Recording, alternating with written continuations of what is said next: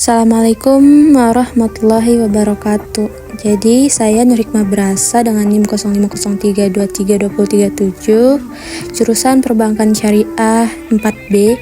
Di sini saya akan menjelaskan sedikit tentang sistem ekonomi Islam. Tapi sebelum itu, kita akan membahas mengenai masalah utama ekonomi. Jadi, masalah utama ekonomi dari ekonomi konvensional adalah kelangkaan. Sedangkan pada ekonomi Islam, masalah utamanya merupakan bagaimana alokasi dan distribusi sumber daya dapat dimanfaatkan dengan optimal oleh umat demi menegakkan keadilan.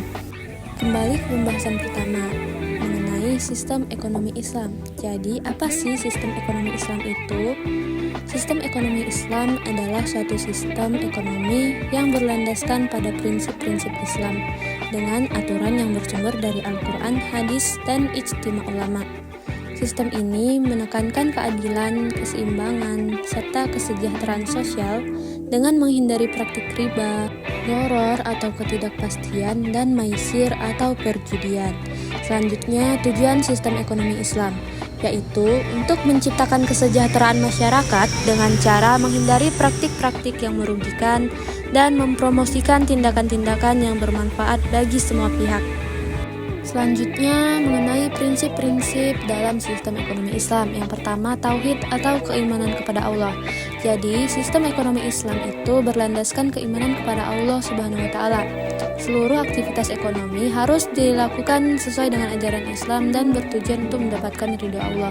Prinsip ini menegaskan bahwa manusia hanyalah khalifah atau pemimpin di bumi yang bertanggung jawab dalam mengelola sumber daya dengan cara yang halal dan baik.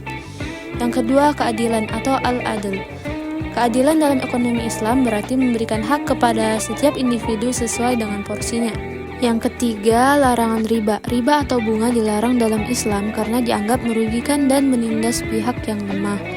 Islam mengajarkan sistem ekonomi berbasis keadilan seperti bagi hasil atau mudharabah dan kemitraan atau musyarakah, di mana keuntungan dan risiko dibagi secara adil antara pihak yang terlibat. Keempat, zakat, infak, dan sedekah. Dalam Islam, ada kewajiban zakat yang bertujuan untuk membersihkan harta dan membantu mereka yang kurang mampu. Selain itu, infak dan sedekah juga dianjurkan sebagai bentuk kepedulian sosial yang dapat membantu menciptakan keseimbangan ekonomi dalam masyarakat. Prinsip ini menekankan pentingnya distribusi kekayaan agar tidak hanya berputar pada kalangan tertentu saja. Yang kelima, larangan gharar dan maisir. Gharar adalah ketidakpastian atau ketidakjelasan dalam transaksi, sedangkan maisir adalah aktivitas spekulatif atau perjudian. Keduanya dilarang dalam Islam karena dapat merugikan salah satu pihak dan menciptakan ketidakadilan dalam perdagangan. Yang keenam, kepemilikan yang terbatas. Islam mengakui kepemilikan individu, tetapi dengan batasan tertentu. Seseorang bebas memiliki harta tetapi tidak boleh digunakan untuk hal-hal yang dilarang atau merugikan masyarakat. Selain itu, kepemilikan juga harus disertai dengan tanggung jawab sosial seperti berbagi dengan yang membutuhkan melalui zakat dan infak. Ketujuh dan yang terakhir, distribusi kekayaan yang adil. Islam menekankan pentingnya distribusi kekayaan yang adil agar tidak terjadi kesenjangan sosial yang ekstrim. Kekayaan itu harus beredar di antara semua lapisan masyarakat, bukan hanya terpusat pada kelompok tertentu. Sistem ini mendorong investasi yang produktif, pemberdayaan ekonomi umat, dan kebijakan yang mencegah akumulasi kekayaan secara tidak adil. Jadi, prinsip-prinsip yang baru saja saya jabarkan ini akan membentuk sistem ekonomi yang tidak hanya berorientasi pada keuntungan material, tetapi juga kesejahteraan sosial dan keberkahan dalam kehidupan.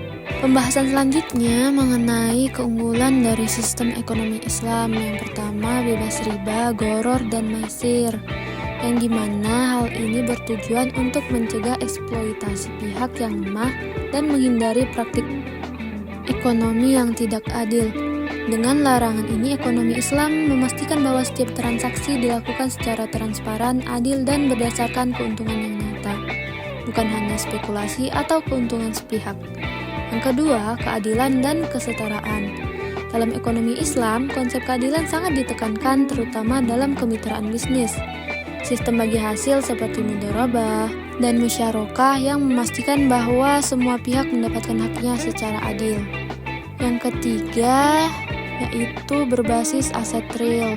di mana ekonomi Islam menekankan pentingnya transaksi yang berbasis pada aset real seperti properti, komoditas, dan bisnis nyata.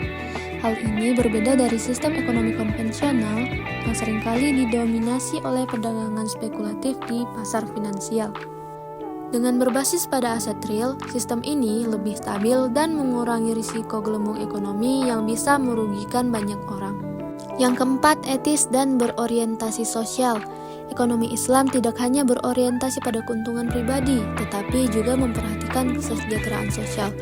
Melalui mekanisme seperti zakat, infak, dan sedekah, distribusi kekayaan menjadi lebih rata. Ini membantu mengurangi kesenjangan sosial dan menciptakan masyarakat yang lebih sejahtera dan harmonis. Yang kelima, stabil dan berkelanjutan. Sistem ekonomi Islam dirancang untuk menciptakan stabilitas jangka panjang dengan menghindari praktik ekonomi yang merugikan seperti riba dan spekulasi. Dengan menekankan keadilan, distribusi kekayaan yang merata, dan investasi berbasis aset nyata, sistem ini lebih tahan terhadap krisis ekonomi dan mampu menciptakan pertumbuhan yang berkelanjutan. Pembahasan selanjutnya mengenai perbedaan ekonomi Islam dan ekonomi konvensional. Yang pertama dari aspek sumber hukum, yang dimana ekonomi Islam sumber hukumnya berasal dari Al-Quran dan hadis, sedangkan ekonomi konvensional sumber hukumnya berasal dari kapitalisme dan sosialisme. Yang kedua, tujuan dari ekonomi Islam merupakan kesejahteraan dunia dan akhirat, sedangkan tujuan dari ekonomi konvensional yaitu untuk mendapatkan keuntungan yang maksimal. Perbedaan lainnya yaitu dalam sistem ekonomi Islam adanya larangan riba atau bunga, sedangkan di dalam sistem ekonomi konvensional diperbolehkan adanya bunga ataupun riba. Selanjutnya, dalam sistem ekonomi Islam wajib ada zakat sebagai instrumen sosial untuk mendistribusikan kekayaan dan membantu orang yang kurang mampu. Sedangkan dalam ekonomi konvensional tidak ada kewajiban zakat, hanya pajak yang bersifat administratif tanpa dimensi spiritual. Perbedaan yang terakhir yaitu dalam ekonomi Islam dilarang adanya gharar dan maisir, karena jika ada gharar dan maisir dapat menciptakan ketidakpastian dan dapat menyebabkan ketidakadilan dalam transaksi ekonomi. Sedangkan dalam ekonomi konvensional, gharar dan maisir bebas terjadi, termasuk dalam praktik seperti perjudian saham dan perdagangan derivatif yang berbasis spekulasi. Kesimpulannya, ekonomi Islam lebih berorientasi pada keadilan, kesejahteraan sosial, dan keberkahan. Sedangkan ekonomi konvensional lebih menekankan keuntungan dan efisiensi pasar tanpa batasan moral yang ketat. Pembahasan berikutnya mengenai konsep hak milik dalam sistem ekonomi Islam. Hak milik dalam Islam dibagi menjadi beberapa kategori utama. Yang pertama, hak milik Allah sebagai pemilik mutlak. Dalam Islam, hak kepemilikan sejati adalah milik Allah. Manusia hanyalah khalifah atau pengelola di bumi yang diberikan amanah untuk menggunakan dan mengelola harta sesuai dengan hukum syariah. Karena itu, manusia tidak boleh bersikap sombong atau menggunakan harta secara zalim. Yang kedua, hak milik individu atau private property. Islam mengakui hak milik individu atas harta benda yang diperoleh secara halal. Setiap orang berhak memiliki, mengelola, dan menikmati hasil usahanya selama tidak melanggar syariat.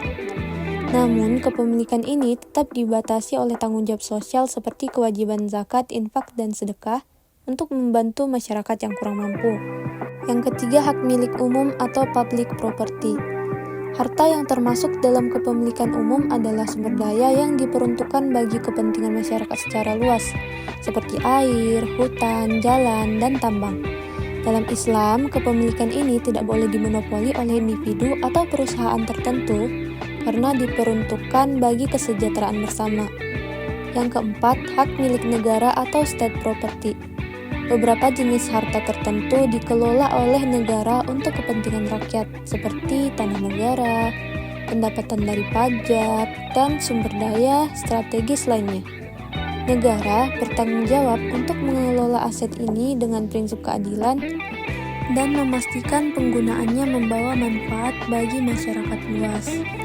Jadi kesimpulannya adalah dalam Islam, Hak milik bukanlah kebebasan absolut, tetapi harus sesuai dengan prinsip keadilan, keseimbangan sosial, dan kemaslahatan umat. Meskipun individu berhak memiliki harta, mereka tetap memiliki kewajiban sosial agar kesejahteraan ekonomi dapat dinikmati oleh semua. Terdapat ayat ekonomi Islam yang membahas tentang konsep hak milik yang baru saja saya jabarkan, yaitu Quran Surah An-Nur ayat 33 yang bunyinya A'udzubillahi minasyaitonirrajim Bismillahirrahmanirrahim Wa atuhum mimma lillahi alladhi atakum wa la tukrihu fatayatikum 'alal bigha'i in aradna tahassunan litabtahu aradal hayatid dunya. Artinya, dan berikanlah kepada mereka sebagian dari harta Allah yang dikaruniakannya kepadamu. Ayat ini menegaskan bahwa harta yang dimiliki manusia sejatinya adalah milik Allah yang dipercayakan kepada manusia untuk dikelola dengan baik. Pembahasan selanjutnya mengenai konsep jual beli dan simpan pinjam dalam sistem ekonomi Islam. Yang pertama, jual beli atau al-bay. Jual beli dalam Islam harus memenuhi prinsip halal, adil, dan tanpa unsur riba, goror, serta maisir. Beberapa bentuk jual beli dalam Islam. Yang pertama, murabahah, yaitu jual beli dengan penambahan margin keuntungan yang disepakati. Yang kedua, salam, yaitu pembayaran di muka untuk barang yang dikirim kemudian. Yang ketiga, istisna, yaitu pemesanan barang dengan pembayaran bertahap sesuai kesepakatan. Kedua, sistem pinjam. Dalam Islam, konsep simpan pinjam berbeda dari sistem konvensional yang berbasis bunga atau riba. Beberapa mekanisme yang digunakan yaitu Qardul Hasan, yaitu pinjaman tanpa bunga sebagai bentuk tolong-menolong. Selanjutnya mudharabah, yaitu investasi berbasis bagi hasil antara pemodal dan pengelola usaha. Dan yang terakhir musyarakah, atau kemitraan modal dengan pembagian keuntungan dan risiko secara adil. Sistem ini bertujuan menciptakan keadilan ekonomi, menghindari eksploitasi, serta mendorong kesejahteraan bersama. Selanjutnya, pembahasan mengenai peran negara dalam sistem ekonomi Islam. Jadi, negara memiliki peran aktif yang mencakup pengawasan, regulasi, jaminan sosial, keseimbangan sosial, dan intervensi ekonomi. Dengan tanggung jawab ini, pemerintah berkontribusi pada terciptanya perekonomian yang adil dan berkelanjutan. Pada intinya, peran negara dalam sistem ekonomi Islam yaitu menentukan dan menetapkan aturan yang sesuai prinsip Islam dalam menjalankan sistem ekonomi. Sekian penjelasan dari saya mengenai sistem ekonomi Islam. Saya harap video ini dapat bermanfaat bagi teman-teman sekalian. Wassalamualaikum warahmatullahi wabarakatuh.